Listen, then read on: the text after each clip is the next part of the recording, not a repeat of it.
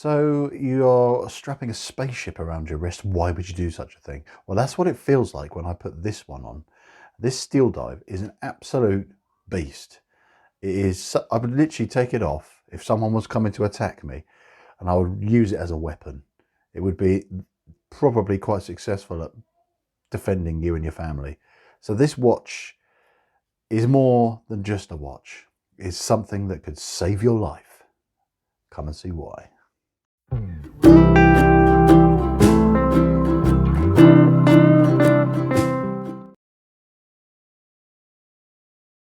Those stats and specs for this absolute beast of a watch. Now, it's paying an incredibly strong homage to a very famous Omega watch, the ProPlof. Now, that was actually kind of a nickname because that was effectively French for plongeur professionnel, abbreviated to ProPlof, and that is French for a professional diver.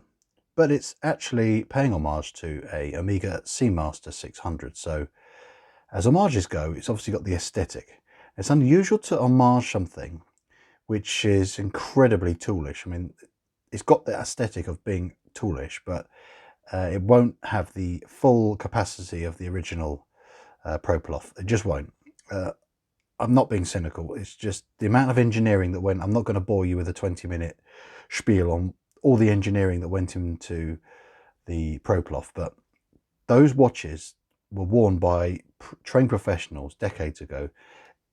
ProPlofs were actually worn by the people that would lay the cables that give us internet today in the bottom of the sea, transatlantic, and for oil exploration, things like that. So these are proper trained professionals and people that would have to do proper decompression, and they'd be using their watch still for timing and things like that. And when you're decompressing, the watch is putting through dramatic changes in pressure and temperature and things like that. So a watch that's designed like this doesn't have the same engineering integrity as those Omegas did, because they were milled from one solid block. There were monoblock cases, things like that. This is, it's got seals, etc., and it's got a screw case back and things like that. But the other thing as well with the watch that this is paying homage to is it was just engineered to take all these vast changes of conditions. The crystal, the thickness of that everything was engineered in a way. So this is a tribute. This watch is £300. I've kindly been loaned this by Matthew from Steel Dive UK. He hasn't paid me to say anything. I'm not being paid to review this watch. It's just great to get watches in, not have to buy them all the time, and review them and share my findings. It's always honest. I've done so many Steel Dive reviews now, and you guys absolutely love them, and I love to review these watches. So I've mingled into the stats and specs a bit of history behind this, because it is relevant, because you're going to be looking at this watch and thinking, the stats and the specs, are they actually going to align with what's said on the dial, such as 1200 meters water resistance and things like that? That's only a suggestion. It's not going to do that. You're never going to go that deep. That's just a reminder of the kind of deep sea adventures the watch that this is paying homage to that has been on. So it gone down to incredible depths, deep sea missions for 8 days, in submarines and things like that. But it wasn't actually exposed to those pressures, because the watch was on a man's wrist, and a man or woman cannot survive those kind of pressures. The deepest someone's gone scuba diving is 335 meters, which is extraordinarily deep. I mean, that is, I know people that have said they've been down 18, 20 meters, and it felt like they were at the bottom of the ocean. I can't say from experience, I can't go that deep, because I had ear surgery and my hole in my eardrum would not allow it. So there's some fascination with deep sea diving, and it's a bit of fun. So you've managed to listen to me talk for 3 minutes, and I haven't actually given you any in-depth specifications yet. And I hope you haven't skipped past this bit yet, because it's good to give a bit of a basis behind this watch, because it's an unusual watch to homage. You don't see too many. I know San Martin have done one, and I'm not sure of a few others, but it's because it's such a beast of a watch. Absolute beast. And that's because, I mean, weight-wise, I haven't sized it up on this bracelet. It's 210 grams. And the width here, including this sort of crown guard, which I'll show you when you unscrew it, it comes out with the crown, is 56 millimeters wide. But the good thing that helps it proportionally is the lug to lug is only 48, tip to tip, as the Americans say. And the thickness, or the height of the watch, is 15.8. We have a AR coated sapphire crystal I have tested that and used my diamond selector. We've got fantastic grades of lumen here. You'll see lumen a bit, so stick with me. There's got a separate section for the lume. We'll get to see how good and how well this holds out over my 20-minute time-lapse test. So that's really good. Good, clear, big dial, 32mm dial, 22mm lugs. So if you don't like this Sharkmesh, you can change it out really easily. The way you size up these Sharkmeshes is actually, the traditional way you actually have to do it is to snip it with little clips, wire cutters. So if you're not that way inclined, you can also get this on a engineer bracelet.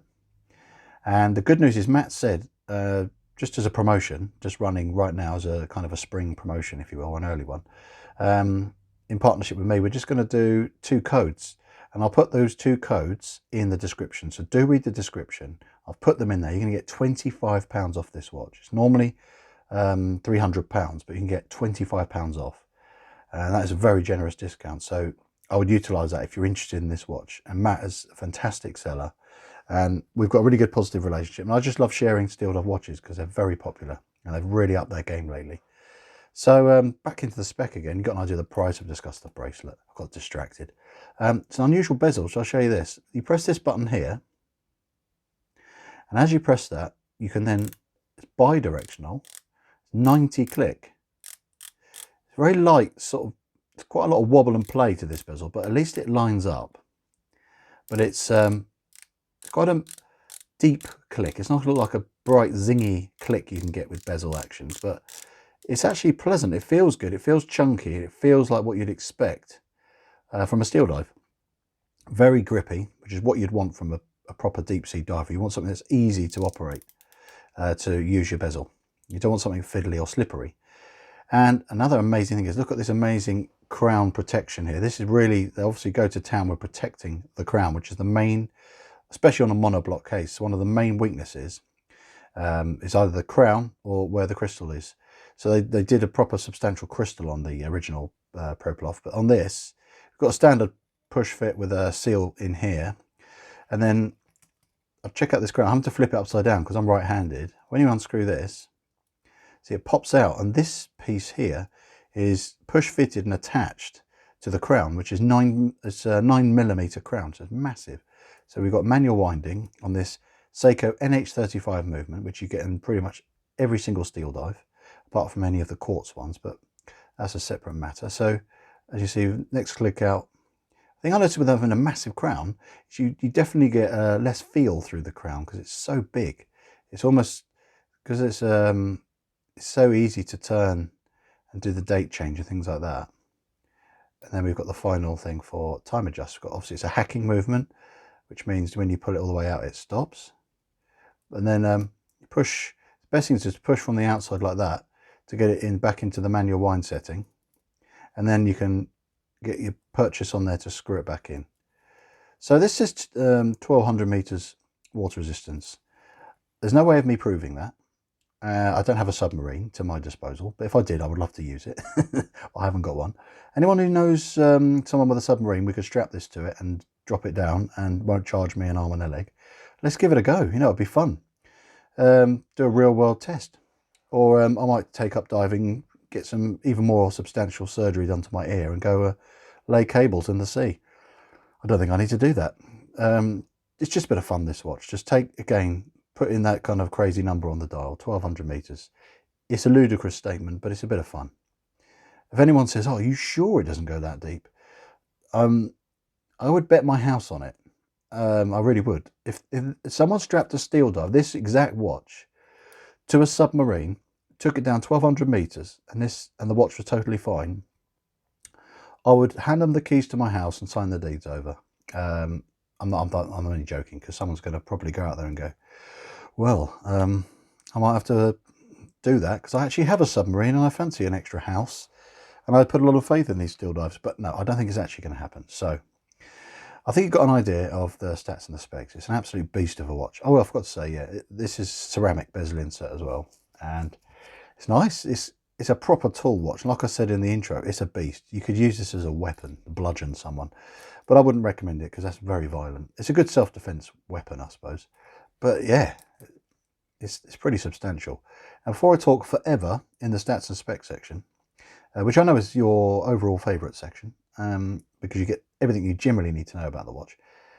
There's a couple of things you need to see about this watch. Something really, really good, which is the lume. You'll see that coming up. And something that's not so good, and that's the movement. It's not running too good.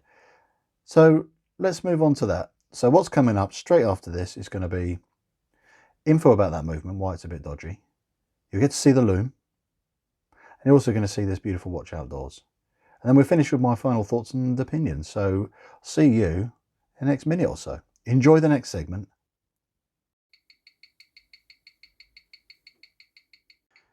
So as a guide, this movement is not fabulous, to be honest, in this watch. I mean, the amplitude on this fully wound movement, I've tested it on 4 or 5 different positions. It's not really doing great. The amplitude is always quite low on this one, and the beat error is not great. It's a bit too close to 1 millisecond out. Anything over 0.5 is a bit of a concern, so I don't think this is a movement that's a healthy one in here. And the rate changes quite dramatically a lot. I mean, it really fluctuates. 1 minute it says +8, and it says -10, -11, -12, -18. It really jumps up and down. So I think it's not running too great, the one in this watch. Now, the reason I do 20 minutes sped up to 20 seconds is anything more than 20 minutes, my camera on my phone just does not pick out any lume left. But this shows still after 20 minutes, and it still holds strong. It's the kind of lume that is going to last through the night, and you can read it in the middle of the night. So it's a fantastic, long-lasting, bright lume.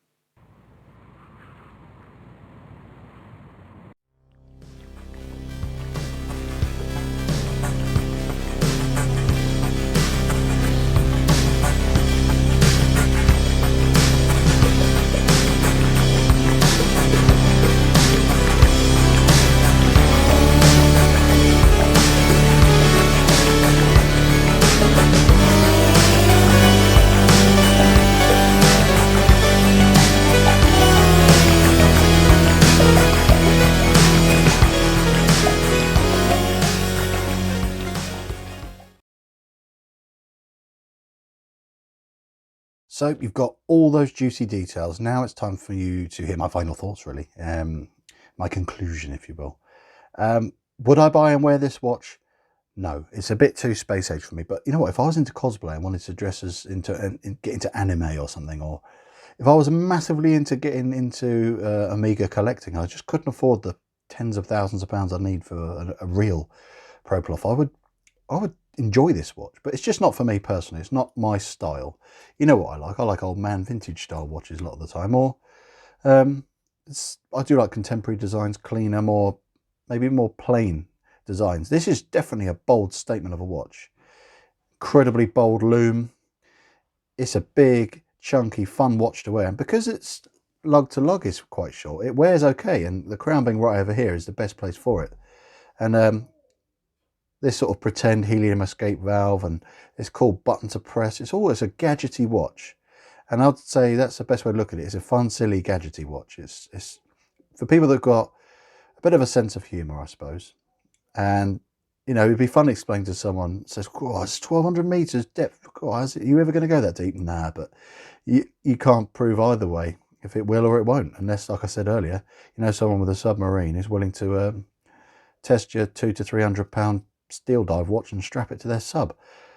But that's a pointless thing to do. It's just a bit crazy, and that's what this watch really is. Let's get off my wrist. I haven't sized this up because I'm returning this, and it's as new as possible condition. Like I said, a downside to me as well, I don't like the Sharkmesh. I thought it would look awesome, and it does, but it might be a bit fiddly for some of you customers to be trimming it down. But you know what? Many of you guys are very practical, and it'd be quite an easy thing to do. And it's also easy to swap out, 22mm lug width, easy to put on a strap. Comes with another rubber strap. I mean, this is the case, it comes with another rubber strap in here, so that's a good backup. Or you can buy this with the Engineer. Both of them have got different discount codes, so you can buy the Sharkmesh, get £25 off, and then you can use a different code again in the description and get the one with the Engineer bracelet. Or you could just put it on a rubber one. I sell those if you fancy checking out my store. Definitely have a look. Link again for that in the description. I won't bang on about it, but I do have 22mm straps that will suit this, and I think it's a good bit of fun. I've said that so many times because that's the best way I can be thinking about this watch. I can't take it too seriously, But I do like the practical toolish aspects to it.